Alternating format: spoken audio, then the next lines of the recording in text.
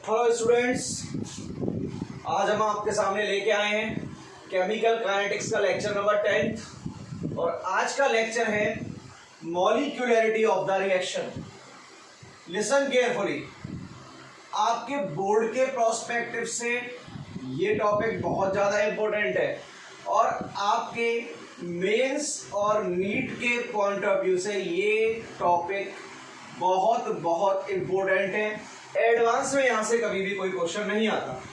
तो students, time waste किए बिना स्टार्ट करते हैं हमारा लेक्चर मॉलिक्यूलरिटी। सबसे फर्स्ट पॉइंट है जो बेसिक है, नीडेड है, उसे अपने माइंड में सेट करना है। और बेटा पॉइंट ये है, the molecularity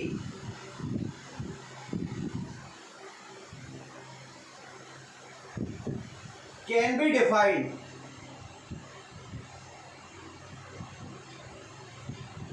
only for elementary reaction, elementary or we can say single step reactions। तो एक पॉइंट माइंड में सेट कर लेना, जो मॉलिक्यूलरिटी कॉन्सेप्ट है ये एप्लीकेबल ओनली वही होगा जहां पर रिएक्शन आपकी एलिमेंट्री होगी। और एलिमेंट्री का मीनिंग क्या होता है? Single step reaction. Second point क्या है मॉलिक्यूलरिटी का? समझना, द नंबर ऑफ मॉलिक्यूल्स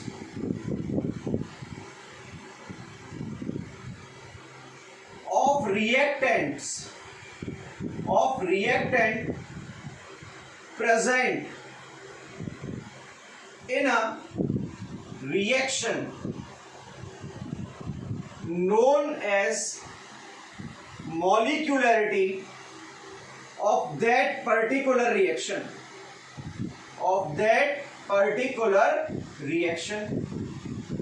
ये सबसे बेसिक डेफिनेशन है जिसे हम अप्लाई करते हैं।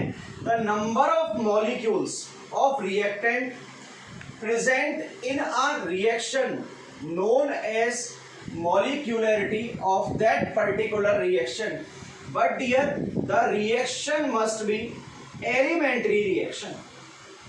सबसे पहले फर्स्ट पॉइंट देखें, आपके सामने जो लिखा हुआ है, the molecularity can be defined only for elementary और सिंगल स्टेप रिएक्शन। और सेकंड ये है, the number of molecules of reactant present in a reaction known as molecularity of that particular reaction. लेकिन रिएक्शन क्या होनी चाहिए? Elementary reaction. देखो, ये तो आपकी बुकिश लैंग्वेज है। अब थोड़ा सा इसे ऊपर उठाते हैं, समझना क्या।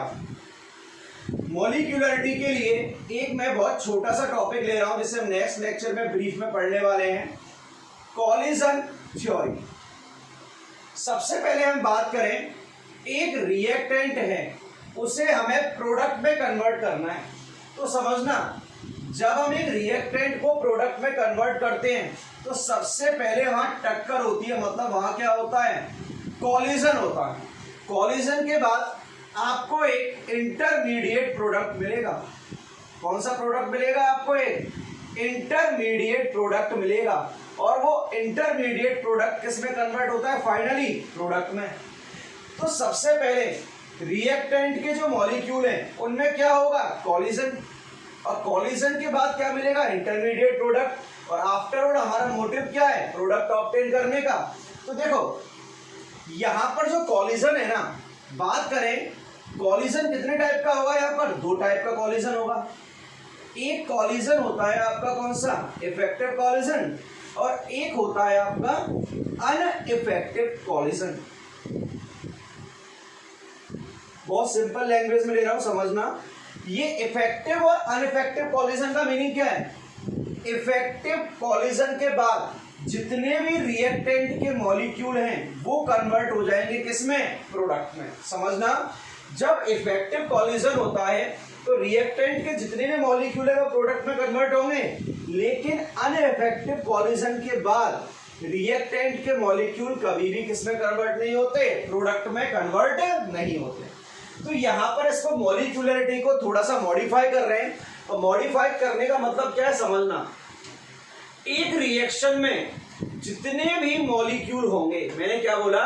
एक रिएक्शन में जितने भी मॉलिक्यूल्स होंगे जो इफेक्टिव कॉलिजन शो कर रहे हैं, मतलब एक रिएक्शन में पार्टिसिपेट करने वाले वो मॉलिक्यूल्स जो इफेक्टिवली कोलाइड करते हैं एक दूसरे के साथ, वही उसकी क्या होती है, मॉलिक्यूलरिटी।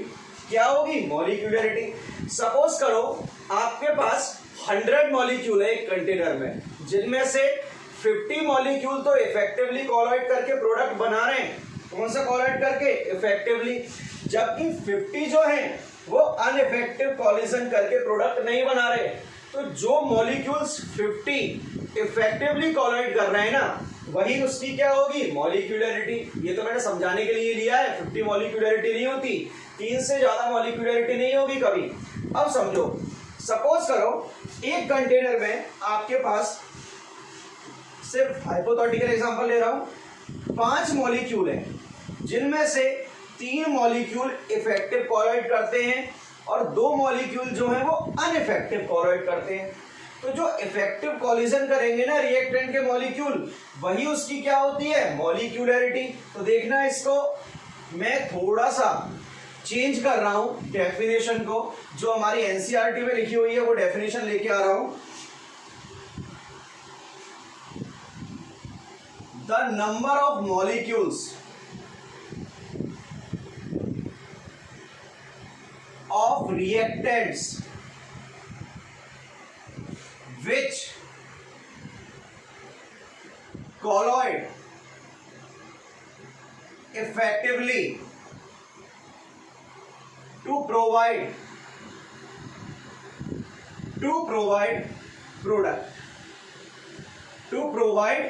product called molecularity। तो देखना इधर, number of molecules colloid effectively, इसको कहा जाता है मॉलिक्यूलरिटी।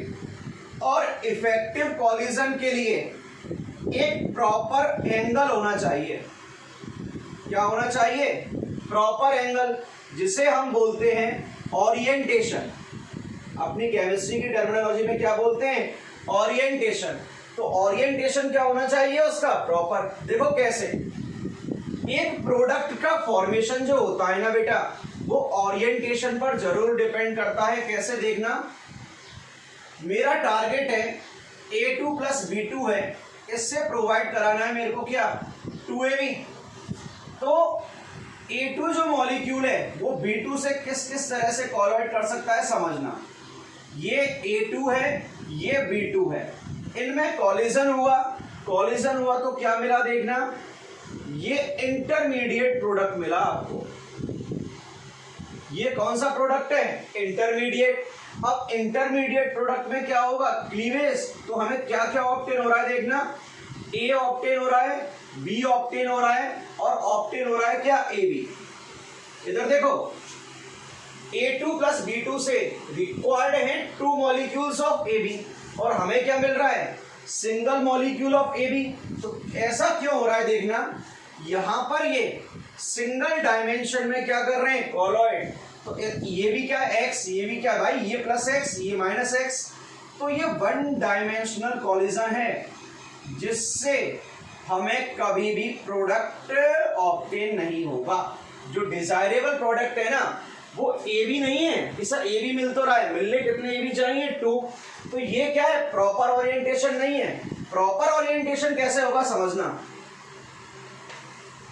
ये हो गया A2 और ये क्या हो गया आपका, B2 हो गया। अब इधर देखो, यहां से इनमें हेड टू हेड कॉलिजन हो रहा है। कौन सा कॉलिजन है, हेड टू हेड कॉलिजन बोलते हैं इसको, हेड टू हेड कॉलिजन। ये कॉलिजन हुआ तो क्या हुआ, देखना जरा,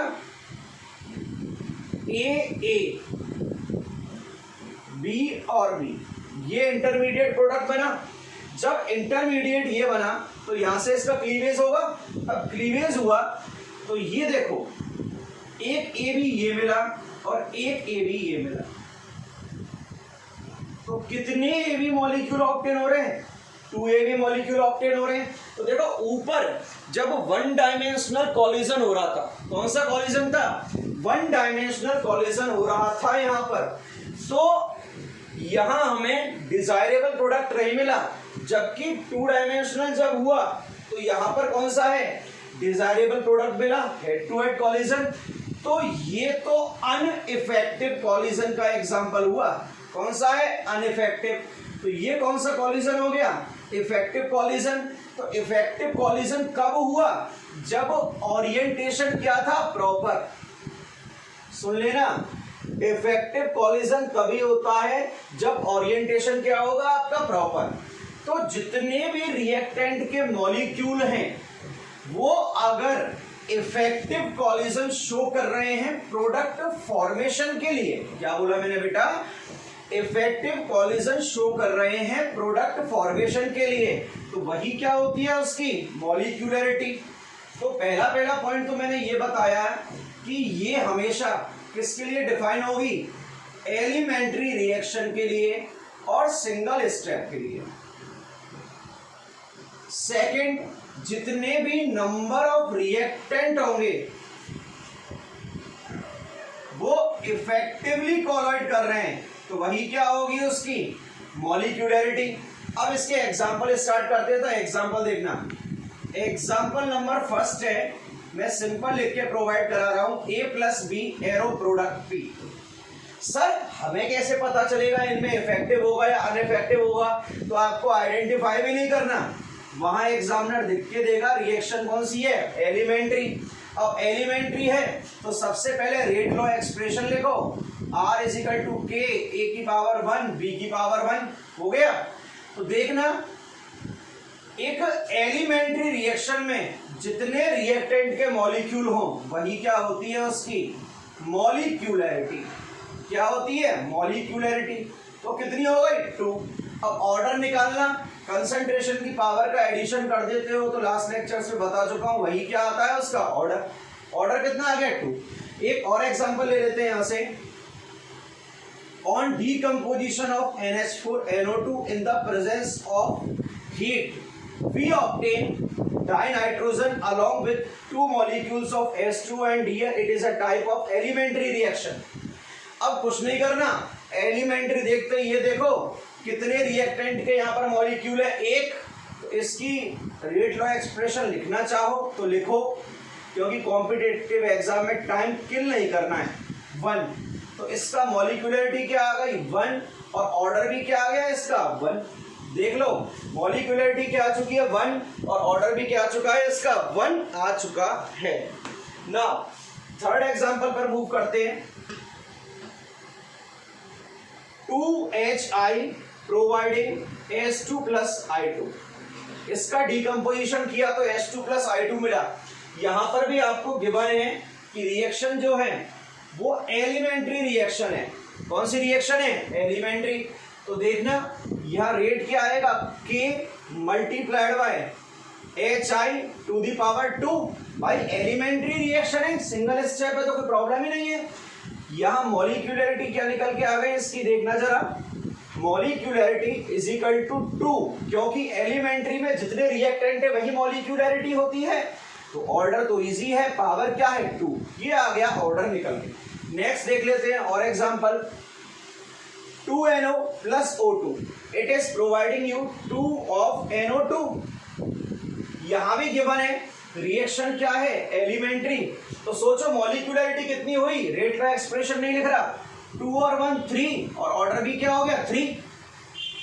अब इधर देखो, अगर मॉलिक्यूलरिटी 1 है ना, इसको बोलते हैं हम यूनिमॉलिक्यूलर रिएक्शन। क्या बोलेंगे, यूनिमॉलिक्यूलर। अगर मॉलिक्यूलरिटी 2 है तो इसको बेटा जी हम बोलते हैं बाई मॉलिक्यूलर रिएक्शन। क्या बोलेंगे, बाई मॉलिक्यूलर रिएक्शन।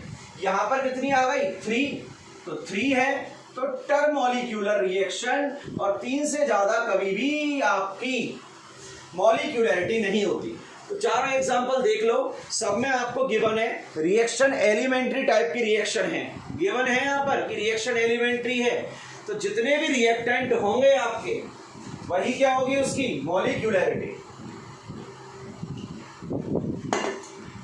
अब सुनना, 2 एग्जांपल हैं, दोनों बहुत शानदार हैं, एनसीईआरटी में अलग से प्रोवाइडेड है और कॉम्पिटिटिव एग्जाम में बहुत ज्यादा पूछे जाते हैं यहां से, तो इसको ढंग से समझना भाई।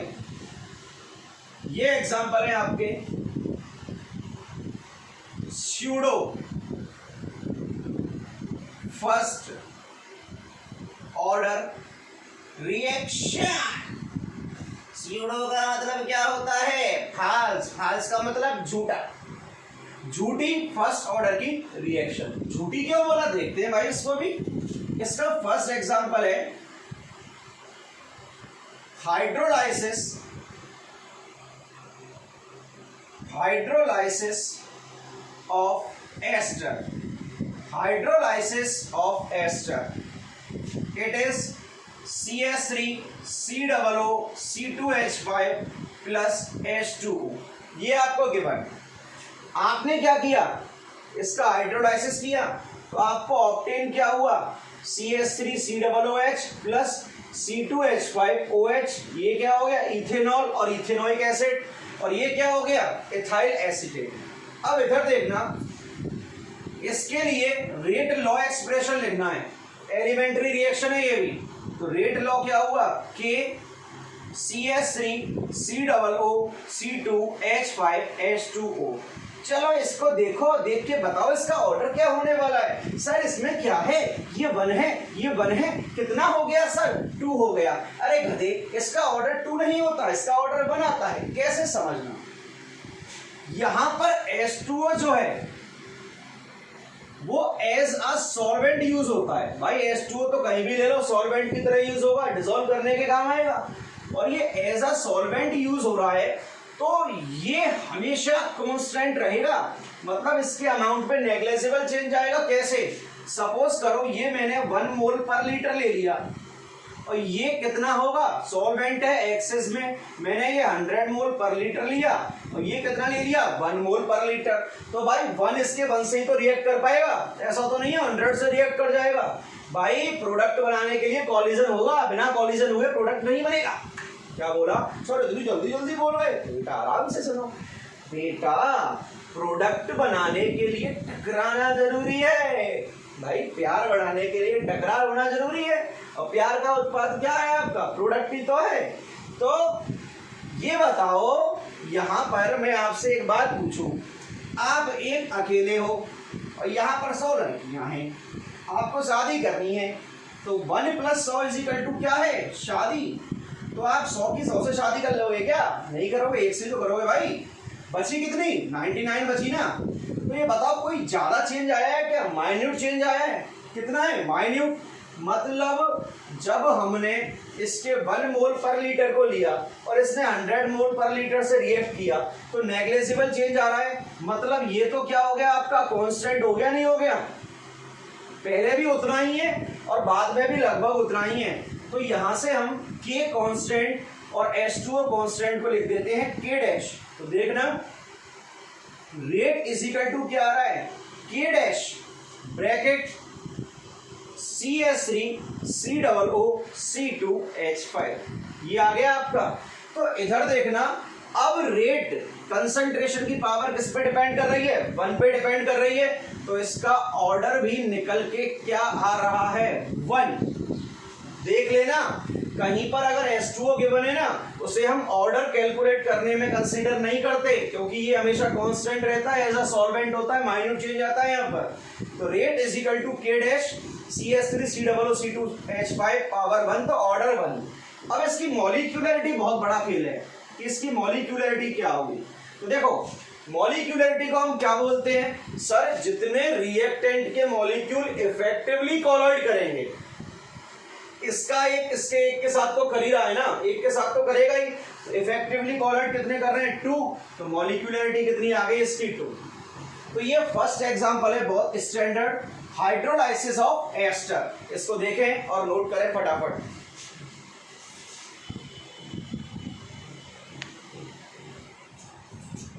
चलो आगे बढ़ते हैं इसके नेक्स्ट एग्जांपल पर। अगर यहां कोई कंफ्यूजन है तो यहां क्लियर करें। लास्ट एग्जांपल है, इसके 2 ही हैं। Second, inversion of cane sugar, sucrose of cane sugar क्या होती है, आप सबको पता है, C12H22O11 रिएक्शन कराई H2O के साथ, एंजाइम होता है उससे मतलब नहीं है अभी। तो यहाँ पर हमें एक तो ग्लूकोज मिलता है जिसे हम डेक्स्ट्रो रोटेटरी बोलते हैं, और एक हमें फ्रक्टोज मिलता है जिसे हम लीवियो रोटेटरी बोलते हैं। तो ये डेक्स्ट्रो कंपाउंड ग्लूकोज है और लीवियो कंपाउंड आपका फ्रक्टोज हो गया। अब यहाँ ये बताओ हमें रेट कैलकुलेट करनी है, तो sir R is equal to K C12H22O11, और ये हो गया सर आपका H2O। बिल्कुल हो गया सर। अभी अभी आपने बोला था H2O तो एक चीज में होता है ना, मैंने भी कहा एक चीज में ही तो होता है। अच्छा एक चीज में होता है तो ये कांस्टेंट हो जाएगा। हाँ बेटा ये कांस्टेंट हो जाएगा। सर ये कांस्टेंट तो ये कांस्टेंट, तो पहले की तरह इसको K डैश लिख देना। अरे बिल्कुल लिख दो K डैश बेटा। K dash is equal to C12H22 और O11। तो कंसंट्रेशन की पावर कितनी आ रही है 1, तो ऑर्डर तो अभी भी इसका 1 ही है। देख लो स्यूडो हमें लग क्या रहा है 2 होना चाहिए, लेकिन रिएक्शन कौन सी है फर्स्ट ऑर्डर की, तो ये स्यूडो फर्स्ट ऑर्डर है। तो मॉलिक्यूलरिटी जैसे आपने पहले निकाली थी चेक करना, मॉलिक्यूलरिटी आपकी डिपेंड करती है इफेक्टिव कॉलिजन। तो 2 मॉलिक्यूल्स हैं, तो मॉलिक्यूलरिटी क्या आ चुकी है इसकी 2, दोनों को देखें फटाफट। तो नेक्स्ट चलते हैं फिर इसके बाद।